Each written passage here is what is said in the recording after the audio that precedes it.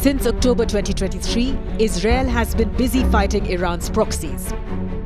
Hamas in Gaza, Hezbollah in Lebanon, and the Houthis from Yemen. But this is not that war. This time, it's not an armed group in a border strip, but a state that is nuclear capable, missile-loaded, ideologically entrenched. Israel is learning in real time that Iran is no Hamas.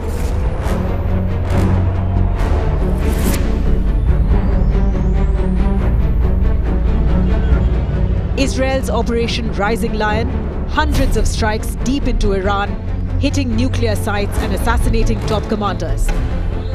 The hope was to cripple Iran's nuclear program, break its military chain of command. But what followed was not a collapse, but a counterstrike. In under 48 hours, Iran fired nearly 300 missiles and drones, including its most advanced models, into Israeli cities like Tel Aviv, Haifa, Petah Tikva. The retaliation came with a message that said, "We are not Gaza, we hit back."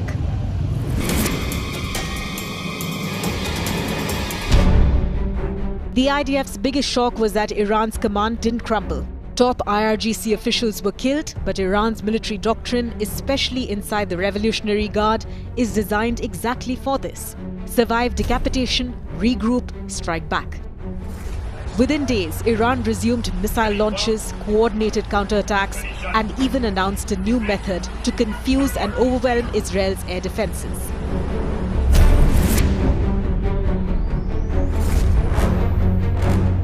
Israel's F-35s, Mossad sabotage ops, and elite pilots have done damage. They've reportedly neutralized a third of Iran's missile launchers and taken out chunks of its radar and S-300 air defense grid. But the pertinent question here is air dominance and air supremacy the same? Iran is huge, mountainous, and its nuclear facilities are buried under reinforced rock inside a mountain. Even with US's help, bunker busting those sites is hard. Without it, it may be nearly impossible. The kill ratio of the Iron Dome and Arrow has dropped as Iran mixes ballistic missiles, drone, cruise weapons, all launched in coordinated salvos. There's a reason regime change in Iran is a fantasy. This is a regime that survived a brutal 8-year war with Saddam's Iraq. Decades of US and EU sanctions, cyber attacks, assassinations, sabotage, internal protests, and yet its military, nuclear scientists and proxies just keep growing. Even now, Iran is threatening to quit the Nuclear Non-Proliferation Treaty and debating whether to close the Strait of Hormuz, which would choke 20% of global oil. Unlike Hamas or Hezbollah, Iran has satellites, cruise missiles, hypersonic-capable warheads, a cyber army, a global oil card, and the capacity to endure strategic bombing without political collapse. Even Hezbollah has gone quiet. Hamas has been all but dismantled in Gaza. But Tehran is still standing and still striking. Even US President Donald Trump admitted that Israel may have overreached, reportedly vetoing an Israeli plot to assassinate Ayatollah Ali Khamenei. America wants a nuclear deal. Israel wants a knockout. Iran is betting neither will happen.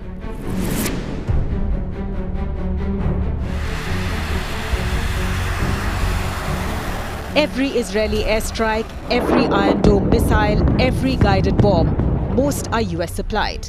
But when it comes to the one thing that can break Fordo, the massive ordnance penetrator, Israel doesn't have it. Only US B-2 bombers can deliver that payload. And for now, Trump has kept them out of this fight.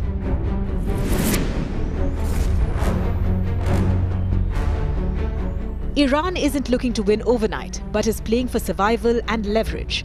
It's already made clear, if Israel stops, we stop. But until then, the strategy is to bleed Israel slowly, signal strength, and wait for the US to intervene diplomatically.